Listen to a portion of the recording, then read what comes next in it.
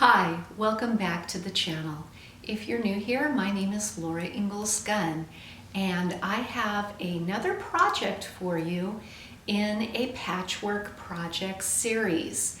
And what I have been trying to do is come up with various projects that are perfect for using up fabric scraps. If you saw my last video when I made a teapot cozy, I just have piles and piles of fabric scraps that I would like to use up. So I live in a very dusty part of the States down south, and I have been wanting to make some sewing machine covers as well as a cover for my serger. And you can kind of see these here. I'll talk about those in a minute, but I just wanted to share with you this cover that I made and that we'll be talking about how to make in this video because I just love it.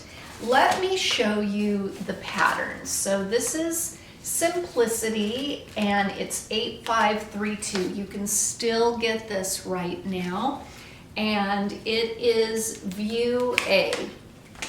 And one thing that I love about it is it has ties on the sides, so you can remove those, and then it then lays flat on your surface, and I'll show some still photographs so that then you can lift your sewing machine on top of the mat to protect both your table and the machine itself. And then when you're done, you just simply reinstate the mat. Now for my serger, sorry for the loud noise, and sewing machine covers, let me get them where you can see them. I used an out of print pattern that I had gotten at a garage sale. You can see I paid 25 cents for it, but I'm sure you can find it on eBay or Etsy. It is Simplicity 8826. Now these two covers, let me move them to the side. Okay, they are very much like the construction of the teapot cozy that I made last week. So I will link down below to that video in the description box. So I'm not going to talk about these, but I did want to give you the pattern information. For myself, I actually had to cut off several inches from the bottom to make them fit my machines. Some of the new modern machines are really, really big.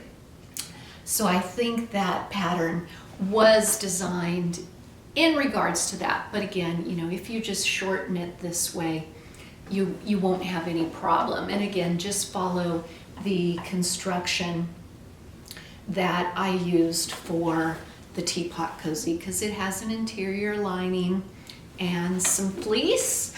And so I thought you would enjoy learning how to make this wonderful cover and mat. It's dual purpose, which I love.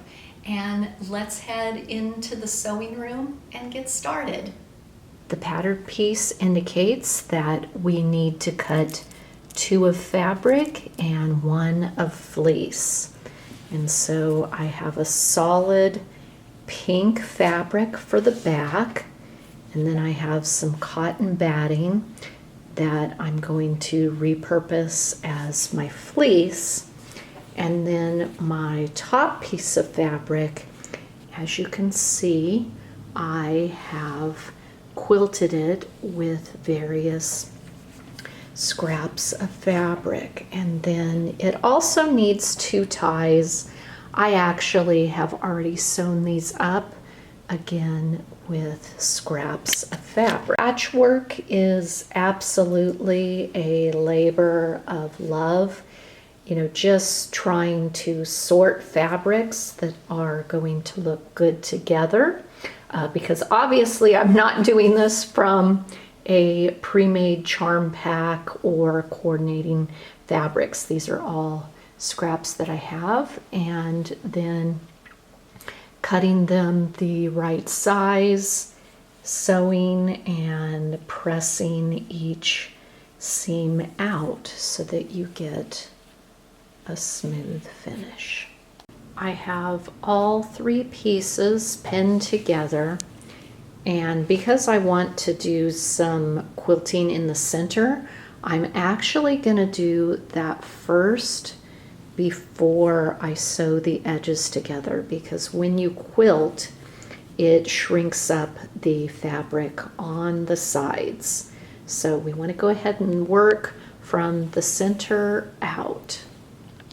So I have quilted where I wanted to quilt, and I ran a straight stitch all the way around the edge. So all 3 layers are now secure.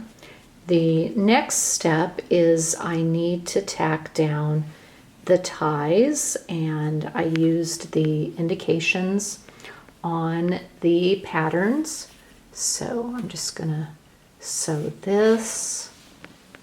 There's 2 on either side for a total of 4. The last step is to attach the binding along the edge. So you can see that I've gone ahead and I've pinned it all the way around the pad, and now I am going to stitch in the ditch right here. We'll unpin it and then flip it over to the other side. We are in the home stretch now, so I had stitched in the ditch to attach the binding, and then I flipped it over to the other side and pressed it in place.